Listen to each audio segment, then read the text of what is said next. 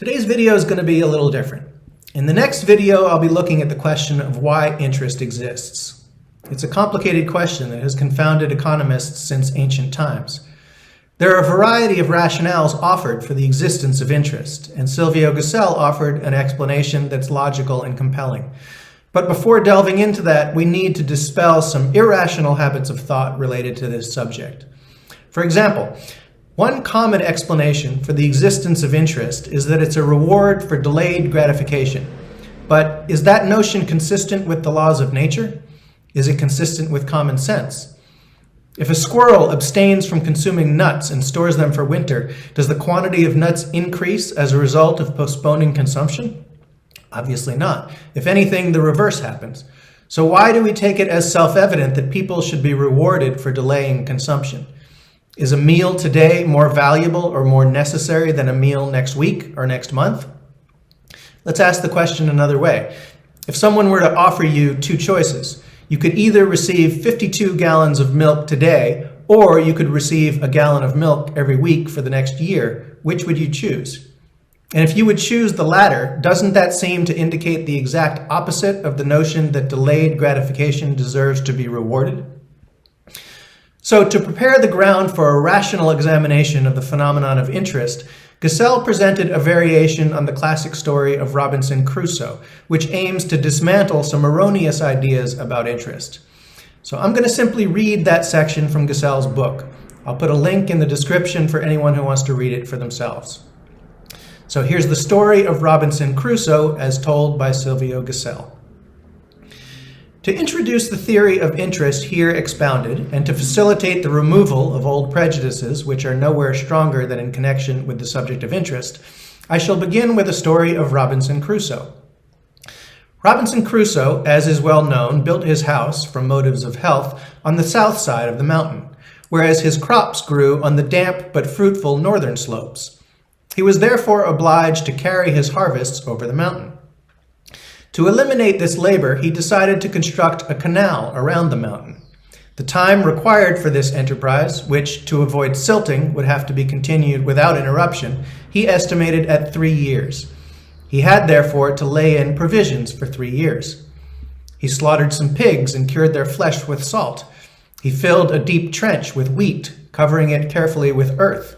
He tanned a dozen buckskins for suits and nailed them up in a chest, enclosing also the stink glands of a skunk as a precaution against moths.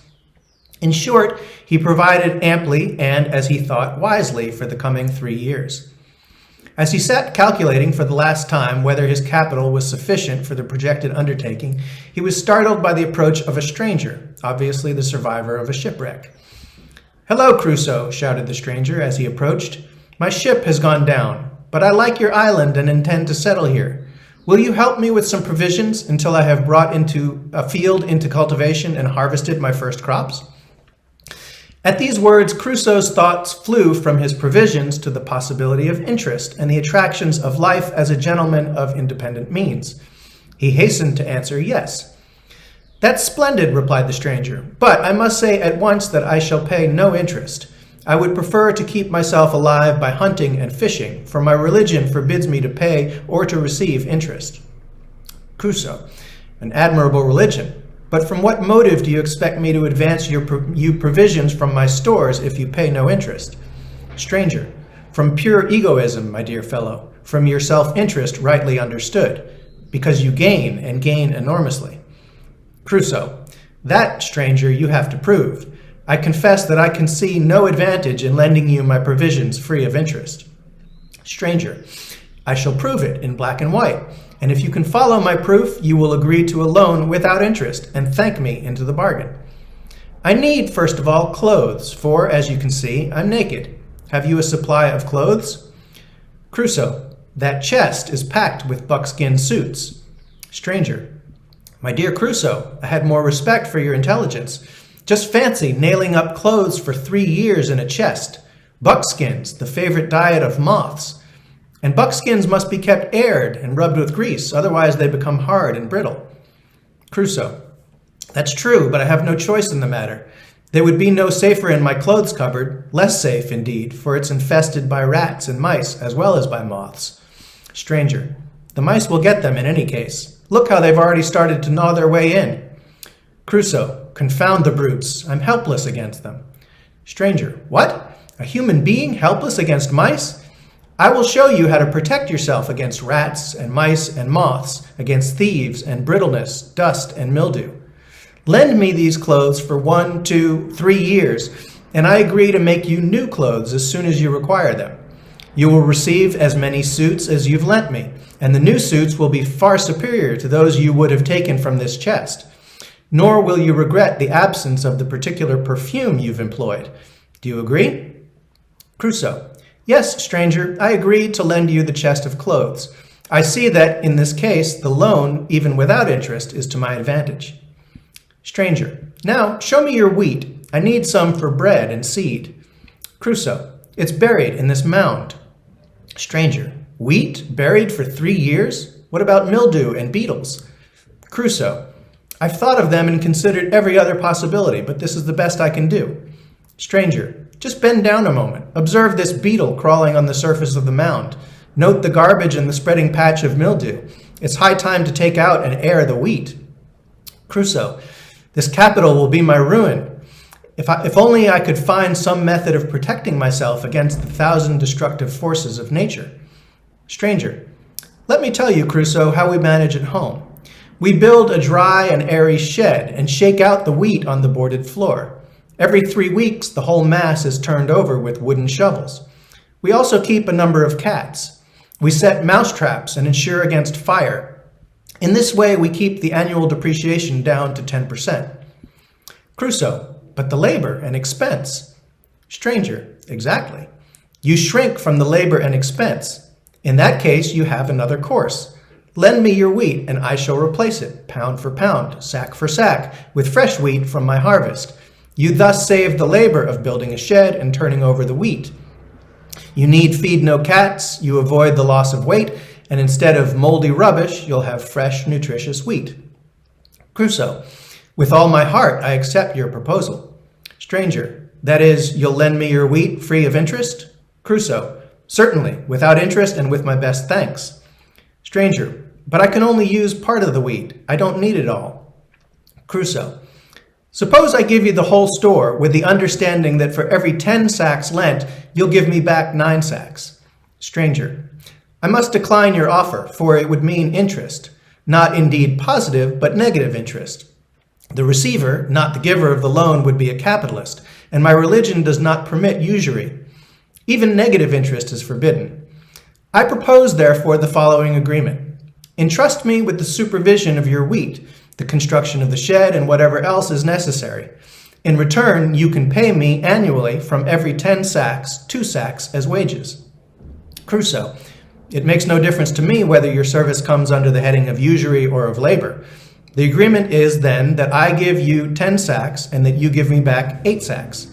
Stranger, but I need other articles, a plow, a cart, and tools. Do you consent to lend them also without interest? I promise to return everything in perfect order, a new spade for a new spade, a new unrusted chain for a new chain, and so forth. Crusoe, of course I consent. All I have at present from my stores is work. Lately the river overflowed and flooded the shed, covering everything with mud. Then a storm blew off the roof and everything was damaged by rain.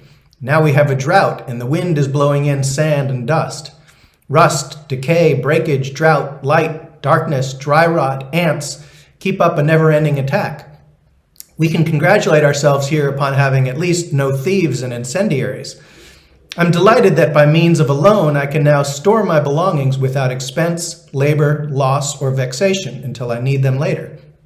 Stranger, that is, you now see the advantage you gain by lending me your provisions free of interest. Crusoe, of course I do. But the question now occurs to me, why do similar stores of provisions at home bring their possessors interest? Stranger, the explanation lies in money, which is there the medium of such transactions. Crusoe, what? The cause of interest lies in money? That's impossible, for listen to what Marx says of money and interest. Work is the source of interest, surplus value. Interest, which converts money into capital, cannot be derived from money. If it is true that money is a medium of exchange, then its function is merely to pay the price of the goods which it purchases. If it thus remains unchanged, it cannot increase in value. Surplus value, interest, must therefore be derived from the goods purchased, which are sold at an increase of price. This change can neither occur at the time of purchase nor at the time of sale, for on these occasions equivalents are exchanged. The only remaining hypothesis is, therefore, that the change happens through the use of the goods after their purchase and before their sale. Stranger: How long have you been on this island? Crusoe: 30 years. Stranger: I thought so. You still appeal to the theory of value. My dear sir, that theory is dead and buried. At present day it has no representatives. Crusoe: What? You assert that Marx's theory of interest is dead and buried? Even if no one else represents it, I represent it. Stranger: Well then, represent it, not only in theory but also in practice, if you wish, in relation to me. I hereby break off the bargain we've just made. From their nature and destination, your goods are the purest form of what is usually called capital. I challenge you to take up the position of a capitalist toward me. I need your stuff. No worker ever appeared before a capitalist as naked as I stand before you. Never has there been so clear an illustration of the relation between the owner of capital and the individual in need of capital. And now make the attempt to extract interest. Shall we begin our bargaining again from the beginning?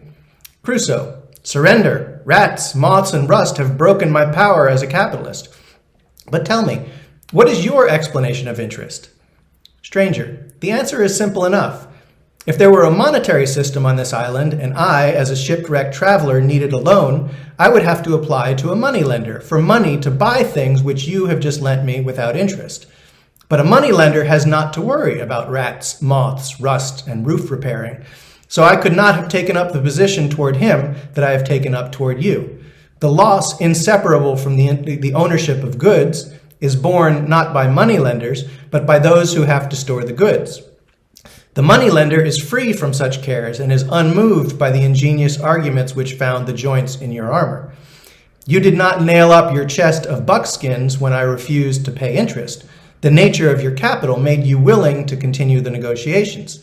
Not so the money capitalist. He would bang the door of his strong room before my face if I announced that I would pay no interest. Yet I do not need the money itself. I only need the money to buy buckskins.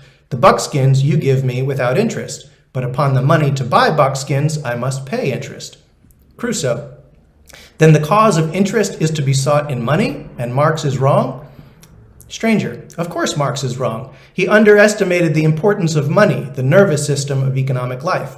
So it's not surprising that he went wrong over things of fundamental importance. Like all of his disciples, he made the mistake of excluding money from the scope of his inquiry. He was fascinated by the shining metal discs. Otherwise, he could never have used the following words: Gold and silver are not by nature money, but money is by nature gold and silver. Witness the coincidence of their natural properties with its functions. Crusoe: Practice certainly does not agree with Marx's theory. That has been clearly proved by our negotiations. Money is for Marx only a medium of exchange, but money does more, it seems, than merely pay the price of the goods it purchases. When the borrower refuses to pay interest, the banker can bang the door of his safe without experiencing any of the cares which beset the owner of goods. That is the root of the matter. Stranger: Rats, moths, and rust are powerful logicians. A single hour of economic practice has taught you more than years of study in the textbooks. So, if we agree with the logic underlying this theory, it would seem to indicate that interest is not a natural or inevitably occurring phenomenon in an economy made up only of goods and services, which, if true, would imply that the existence of interest is a consequence of the introduction of money into the economy. So the question is, why introducing something that is supposed to be a neutral medium to facilitate the exchange of goods and services fundamentally changes the nature of those exchanges? That'll be the subject of our next video. Thanks for watching.